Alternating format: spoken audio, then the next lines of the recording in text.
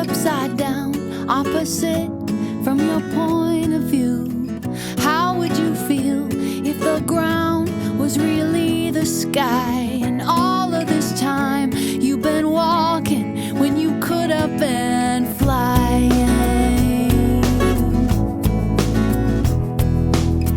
If you run 1,000 miles a minute, you can't expect to wear out a few pairs of shoes. If you forget how to love and take it for granted, you can't expect to wear out people close to you. What if all the birds were flying just to show us, and all the trees were really holding the sky up, and everything that you do matters somehow?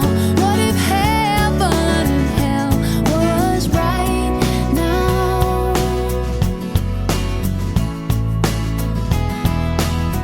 How would it be if you really created your life? Stories you told, the good and bad, that they come alive.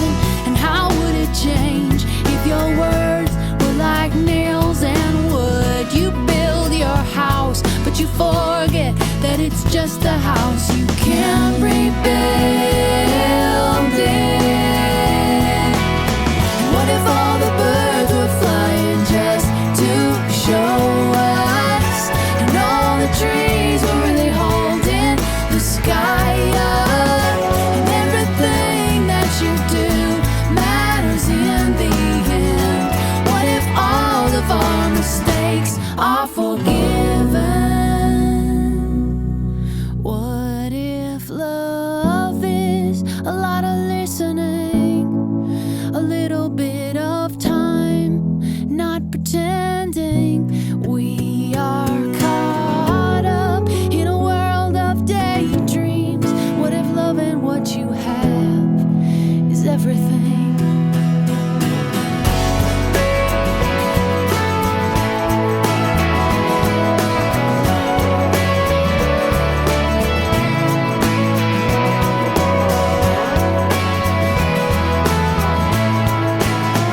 What if all the birds were flying just to show us, and all the trees were really holding the sky up, and everything that you do matters so much?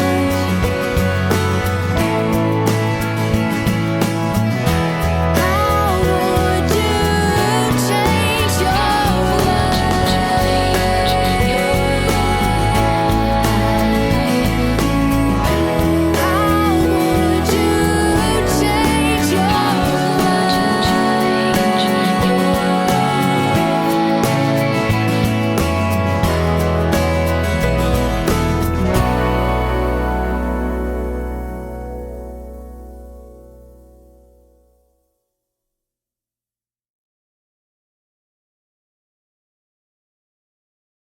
Come, come, whoever you are, wanderer, worshipper, lover of leaving, ours is no caravan of despair.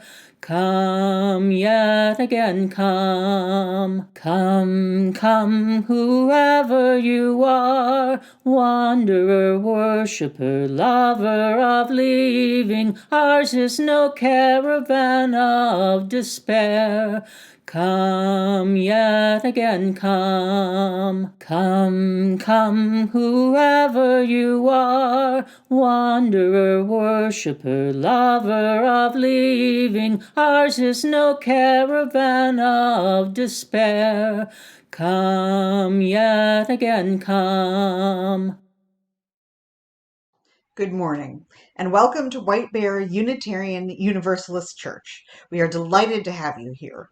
It is good to be together, a community of youth, adults, and children sharing the values of courage, reverence, and compassion. I'm Nicolay Lyon, she, her, and I am a member of your board of directors. Every Sunday, our ministry team will be running a brief social hour beginning 5 minutes after the postlude. It's a 20-minute session of conversation and sharing designed to provide a deep and intentional welcome to all. If you have a request for today's meditation, please place in the Zoom chat box. If you're new today, please fill out a guest card. You can find one in the chat box. And please be sure to sign up to be part of our e-news mailing list, where you will learn about everything happening here at WBUUC. Besides myself, service participants today include Reverend Sarah, Reverend Roger, Amy Peterson Derrick. Behind the scenes support today is from Aaron Scott and Amy Peterson Derrick. Music is from Ellis Delaney and the OK Factor. Welcome to our church. Together we grow our souls and serve the world in love. Good morning. We neglected to include Margot Berg in the list of musical participants in today's service. Let me say a grateful thank you to Margot for leading us in singing today and for her graciousness as everything changed after yesterday's decision to go all virtual. And then one more announcement. We have a number of classes and groups coming up on Wednesday evenings. And today we want to highlight our Widening the Circle of Concern class, which will meet at 6:30 p.m. on the second Wednesday of each month, starting this Wednesday. This class will dig into the important work of inclusion and anti-racism, work that we cannot lose sight of in this time of pandemic. You can find a link to register on our website. Let's now join in worship.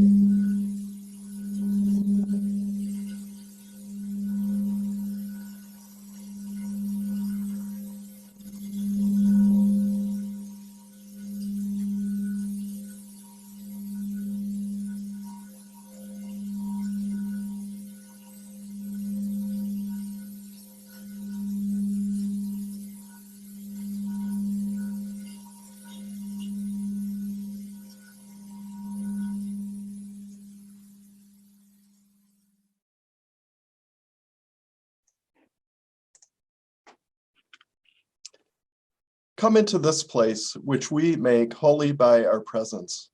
Come in with all of your vulnerabilities and strengths, fears and anxieties, loves and hopes.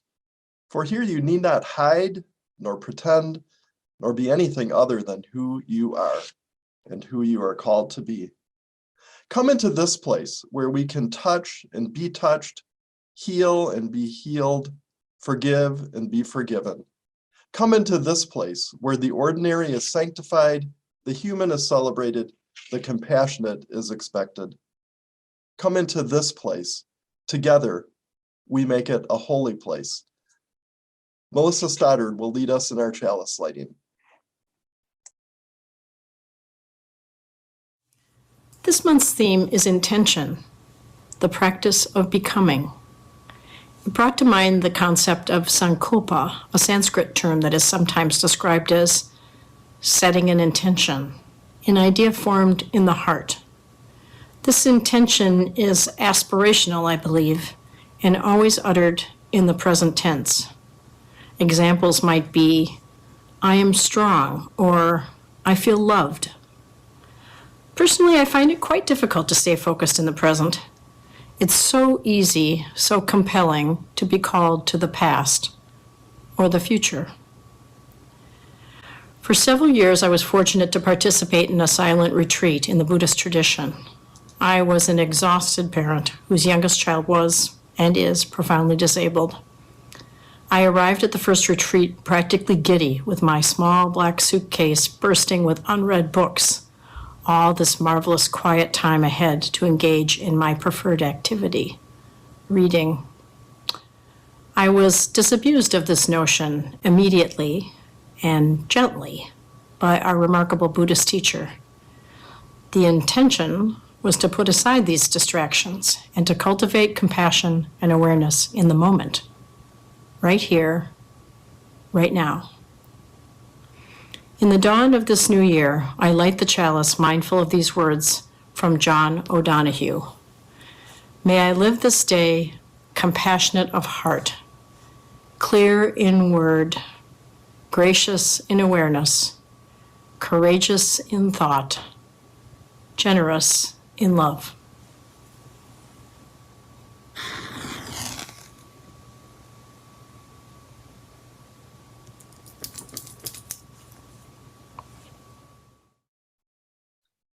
Join me in our opening words.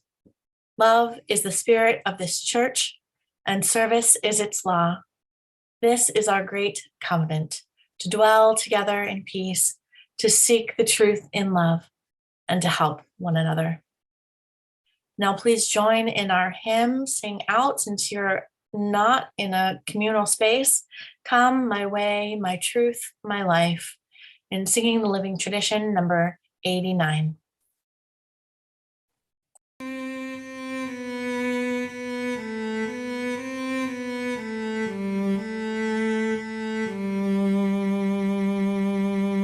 Come my way, my truth, my life, such a way as gives us breath, such a truth as ends all strife, such a life as killeth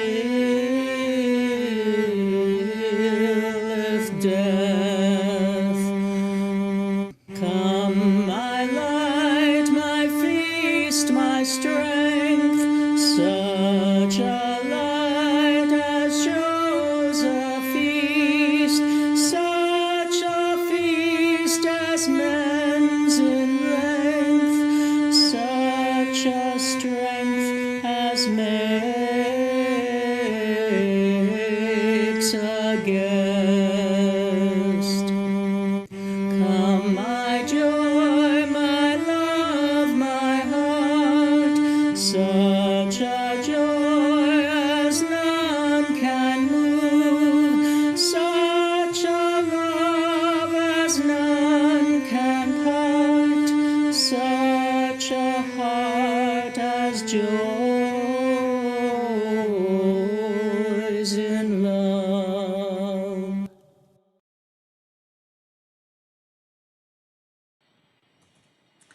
Good morning.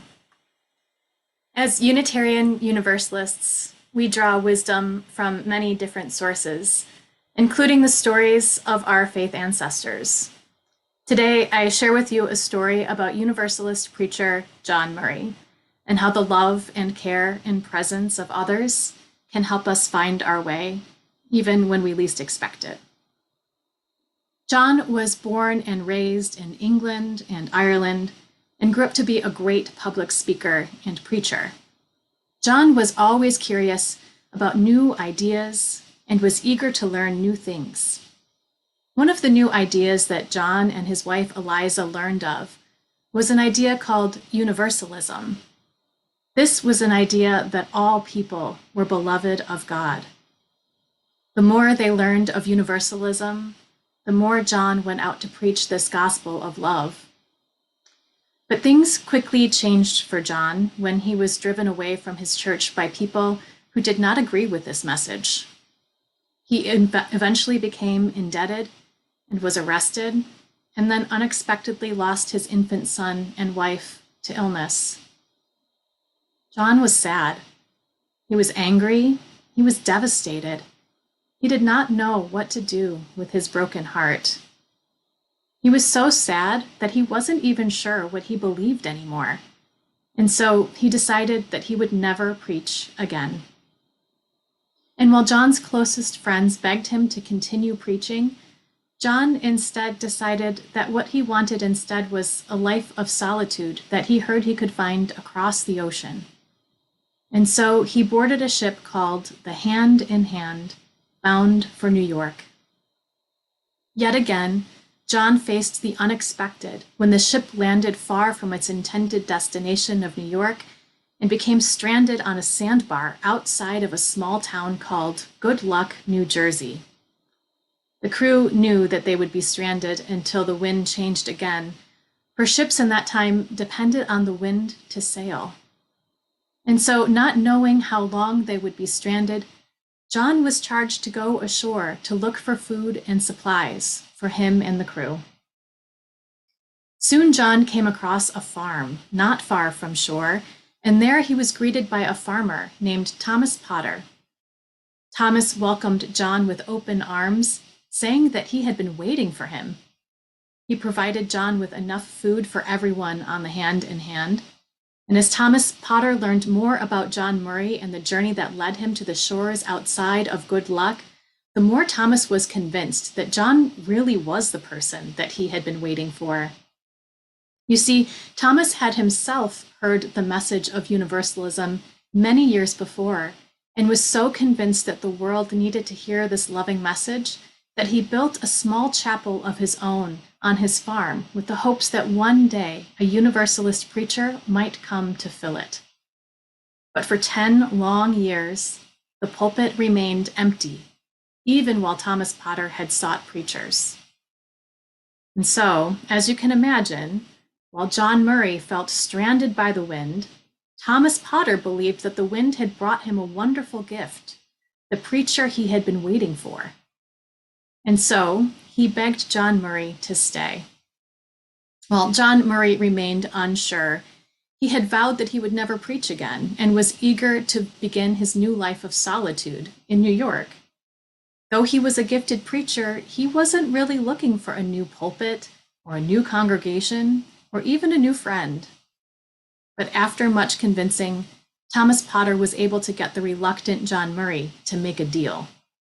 If the wind had not changed by the following Sunday, John Murray agreed that he would stay and preach. And what do you think happened? The wind did not change. And on that Sunday, on September 30th, 1770, John Murray preached his first sermon in America in the small chapel that Thomas Potter built.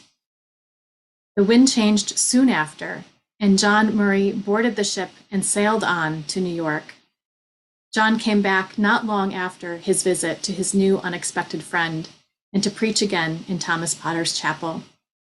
In fact, John Murray began preaching all over the East Coast and established the first Universalist church in Massachusetts, bringing his message of love wherever he went.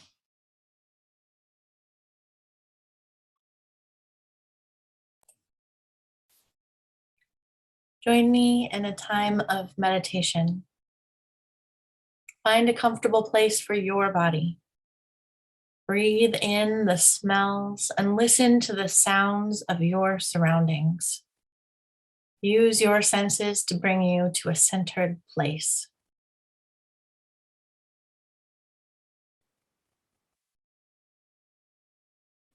In this time of great uncertainty, when we have had to pivot at the last moment so many times, we can't count anymore.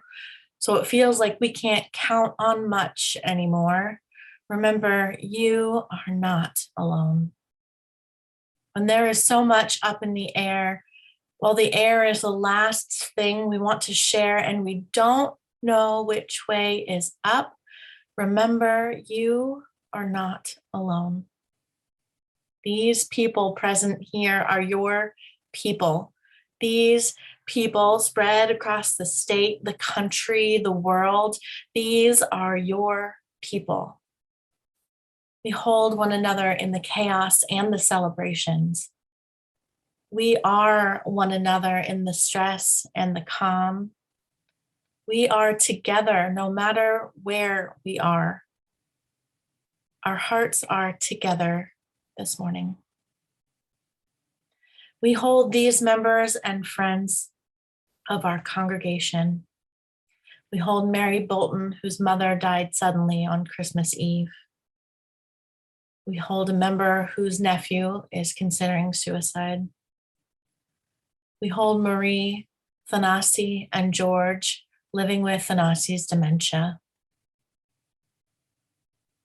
Into this silence, name those who are in your hearts today. Name them loud into your space so we can all feel the resonance together.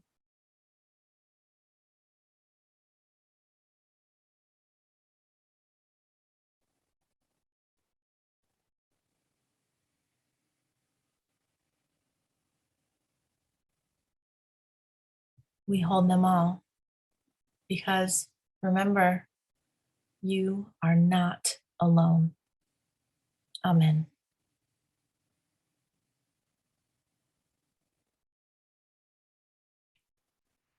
This Sunday, our special collection is for the Kentucky tornado victims. In December, Kentucky was devastated by tornadoes. 14 counties have filed for disaster relief.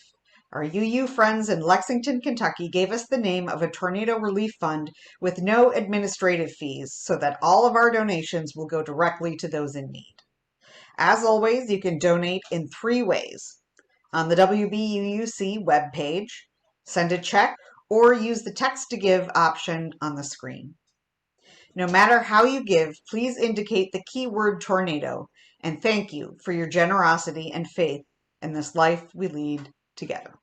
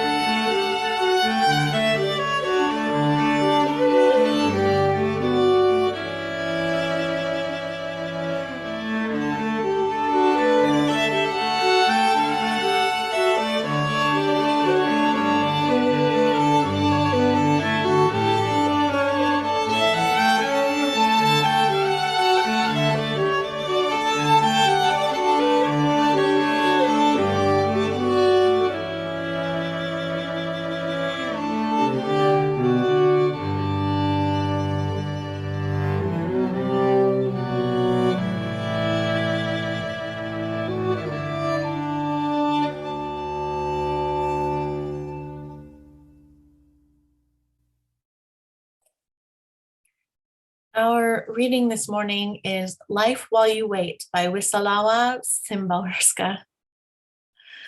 Life While You Wait. Performance without rehearsal. Body without alterations. Head without premeditation. I know nothing of the role I play. I only know it's mine. I can't exchange it. I have to guess on the spot just what this play is all about. Ill prepared for the privilege of living, I can barely keep up with the pace that this action demands. I improvise, although I loathe improvisation. I trip at every step over my own ignorance. I can't conceal my hayseed manners. My instincts are for happy histrionics. Stage fright makes excuses for me, which humiliate me more. Extenuating circumstances strike me as cruel. Words and impulses you can't take back. Stars, you'll never get counted. Your character, like a raincoat you button on the run, a pitiful result of all this unexpectedness. If only I could just rehearse one Wednesday in advance, or repeat a single Thursday that had passed. But here comes Friday with a script I haven't seen. Is it fair, I ask, my voice a little hoarse since I couldn't even clear my throat off stage? You'd be wrong to think that it's just a slapdash quiz taken in makeshift accommodations. Oh no, I am standing on the set and I see how strong it is. The props are surprisingly precise. The machine rotating the stage has been around even longer. The farthest galaxies have been turned on. Oh no, there is no question. This must be the premiere, and whatever I do will become forever what I've done.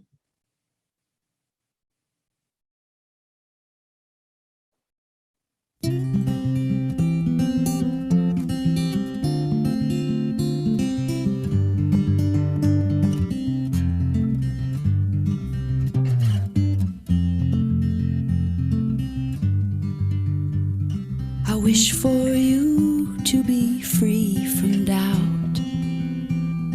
When you feel left behind or left out, when the world seems brighter everywhere else, and your mind is lost inside a wishing well. Right on time, you are right on time, you're right on time.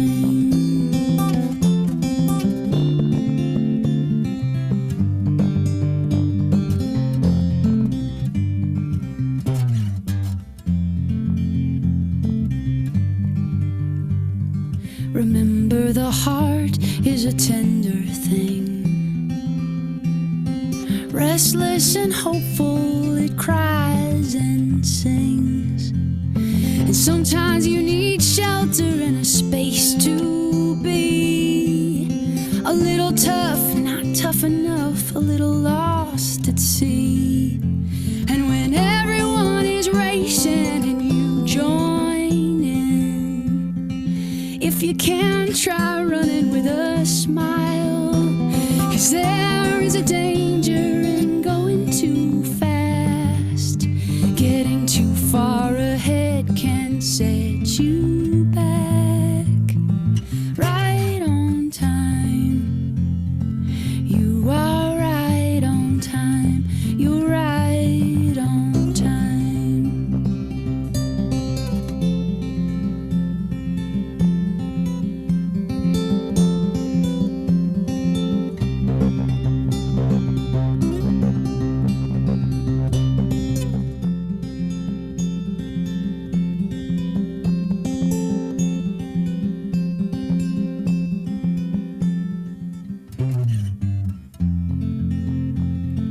You are right on time, you're right on time.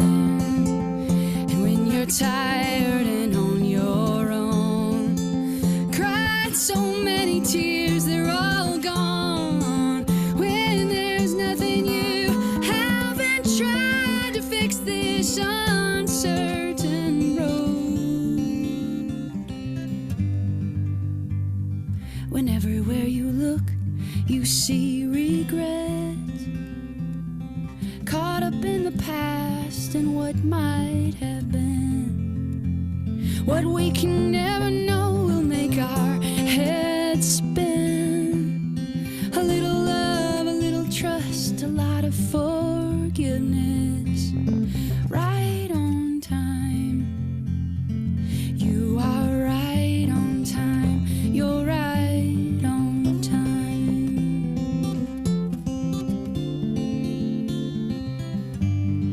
What if we're right on time? We're right on time.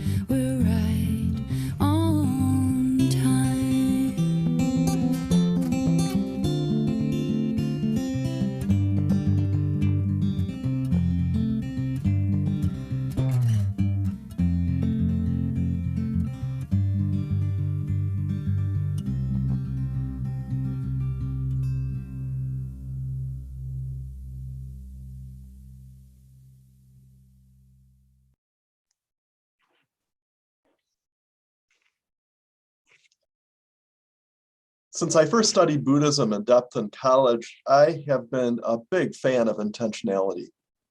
Intentionality has become a centerpiece of my spiritual life. Every morning, I try to contemplate how I plan to act and speak in the day ahead. That's because, to twist slightly a Yogi Berrism, if I don't know how I aim to act, I might not act that way.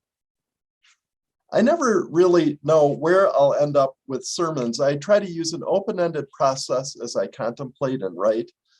Sometimes I end up in a place that surprises me, and that's the case this week.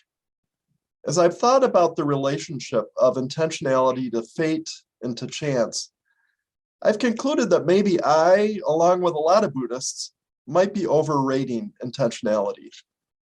The problem is that in embracing the practice of intentionality, there's a tendency to overstate the extent to which we control our lives. For good or for bad, all of us are buffeted by fate or chance. I'm using both words today interchangeably. I'm going to use fate more with a capital letter because it feels more poetic and evocative than chance. Fate has looked kindly on me.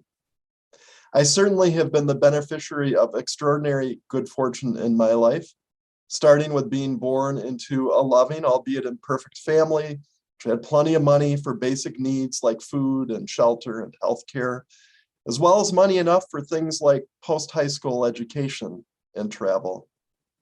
As a white, straight, cisgender male, I am an undeserving recipient of layers and layers and layers of privilege I am only now beginning to comprehend.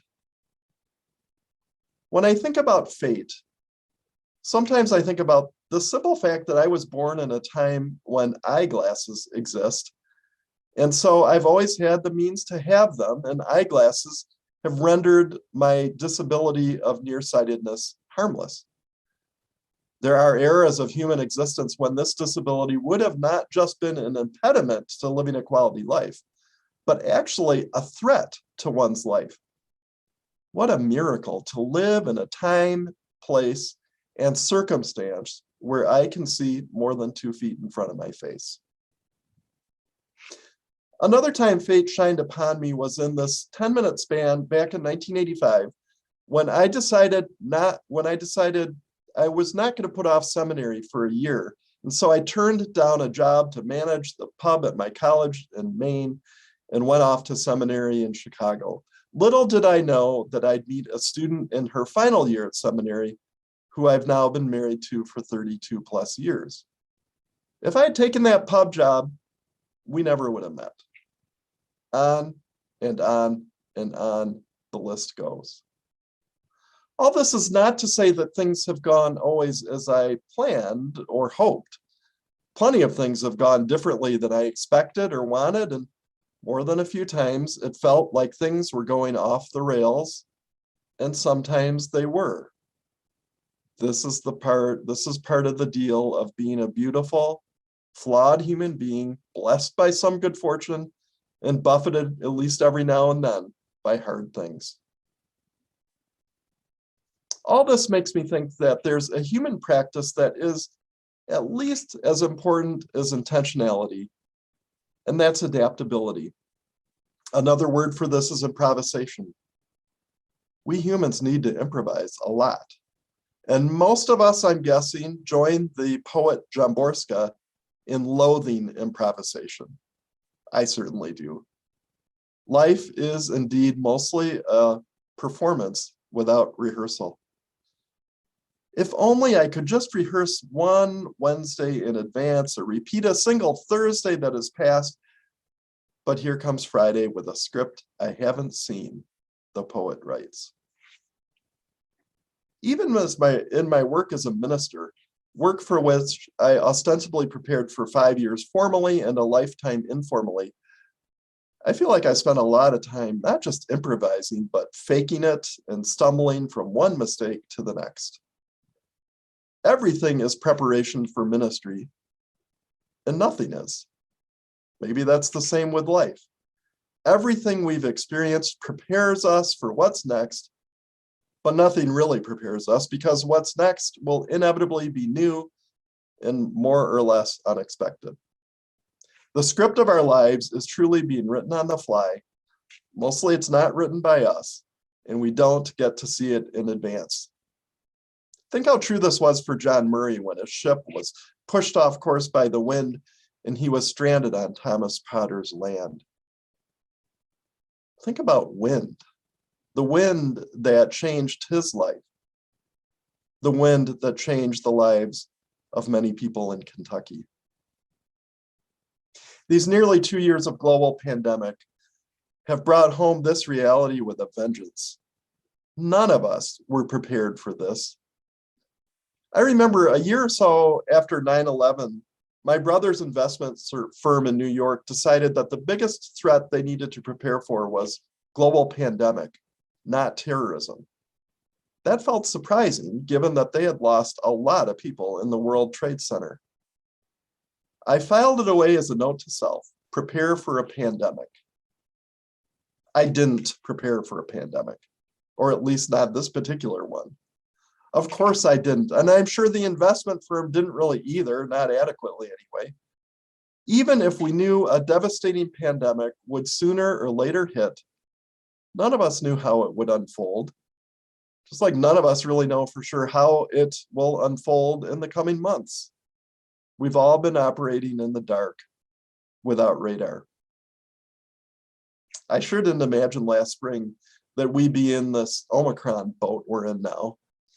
It felt then like there was light at the end of the tunnel. So who knows what will happen in 2022, let alone 23.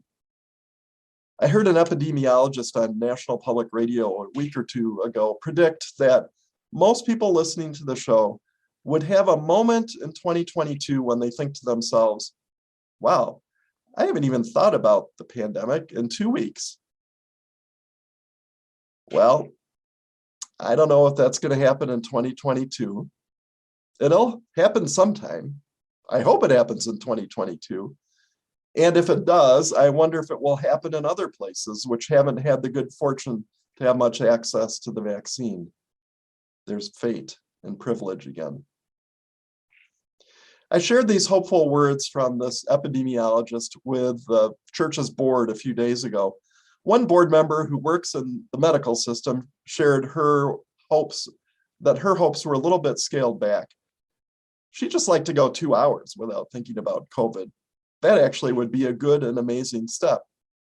Again, who knows when this will happen, especially for the medical folks among us who continue to be in the thick of things and ought to be in our thoughts and prayers. This feels like a good moment to remind everybody that the church staff, the board leadership, our medical advisors are all doing our best to improvise a path through this ever evolving minefield. We are doing our best to preserve the well-being of people who are part of this church, as well as our neighbors beyond our walls, including those within or without who may find themselves in need of a hospital bed for COVID or for something else. And we don't have a script for this. We don't have a helpful past history to rely on. I sometimes want to joke with folks who look at me like I should know what to do next with our worship services. Yeah, hey, give me a minute to check the history books, I want to say. How did Unitarian and Universalist churches navigate holding in-person and virtual services in the 1918 pandemic? Oh, wait, that's not going to be very helpful. There is no playbook we're following. This also feels like a good moment to say that there's a broad range of thoughts, feelings, and opinions within the congregation and how best to navigate this ongoing COVID minefield. Some of you feel like our protocols have been reckless and dangerous. Others of you who feel like we're being way too cautious and conservative and are risking the vitality of the congregation probably feel especially frustrated this morning to be back in all virtual worship. And there's a lot somewhere between these 2 points. The stakes feel high to folks on both ends and in the middle. And this makes sense because, friends, the stakes are high. The stakes include the health and well-being of individuals and this collective entity called White Bear UU Church. The stakes are high because you care about each other, about this congregation, about our neighbors near and far. And I love that you care.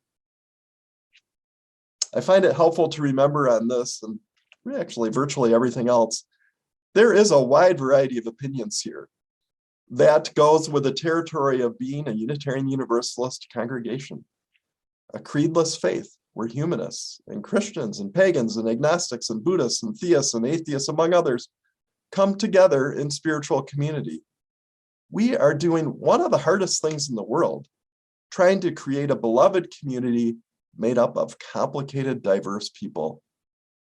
So let's be gentle with ourselves and each other when we struggle, which we will often do because this is not an easy enterprise. And yes, we are all improvising. It's likely that I'm feeling moved to talk more about faith than intentionality because this moment so obviously spotlights the power of fate. This doesn't mean I don't put any value on intentionality. Maybe we can think of intentionality as something that helps guide us as we improvise. So how do we keep focused on our deepest values as we improvise? The first step in doing this is figuring out what are our deepest values. This congregation did this just before the pandemic hit. And as the board then sifted through all the ideas and feedback from that process that surfaced, it zeroed in on 3 abiding underlying values for White Bear UU Church: courage, reverence, and compassion. Exploring how best to embody these values as we improvise through the pandemic, as well as this ministerial transition, that continues to be super helpful. I'd say this is a good exercise for individuals too. So I spent some time reflecting on this over the last week.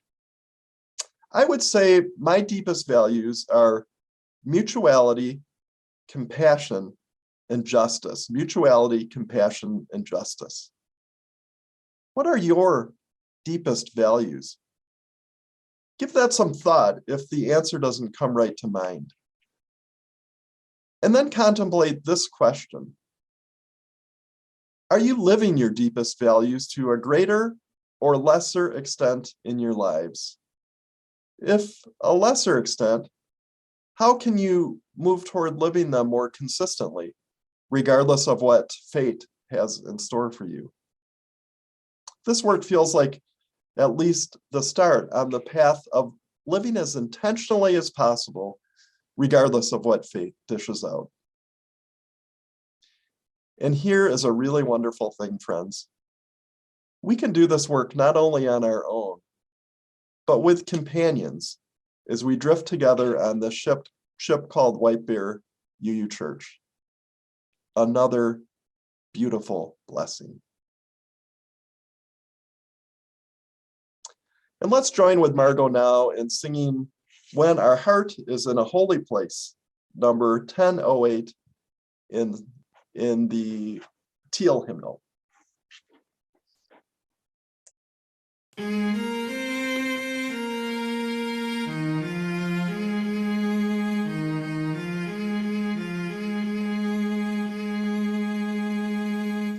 When our heart is in a holy place, when our heart is in a holy place, we are blessed with love and amazing grace. When our heart is in a holy place, when we trust the wisdom in each of us, every color, every creed and kind, and we see our faces in each other's eyes, then our heart is in a holy place. When we tell our story from deep inside, and we listen with a loving mind, and we hear our voices in each other's words, then our heart is in a holy place.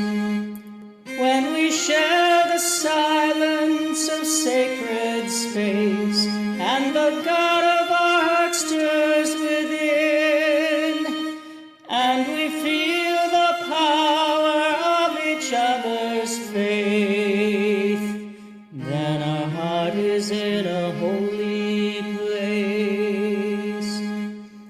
When our heart is in a holy place, when our heart is in a holy place, we are blessed with love and amazing grace. When our heart is in a holy place, when our heart is in a holy place.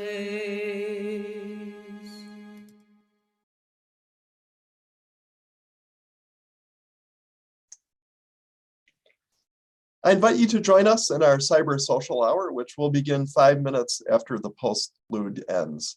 And you'll see the link in the chat.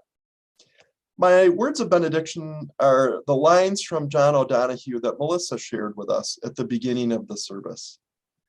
May we all live this day compassionate of heart, clear in word, gracious in awareness, courageous in thought, generous in love. May you go in peace.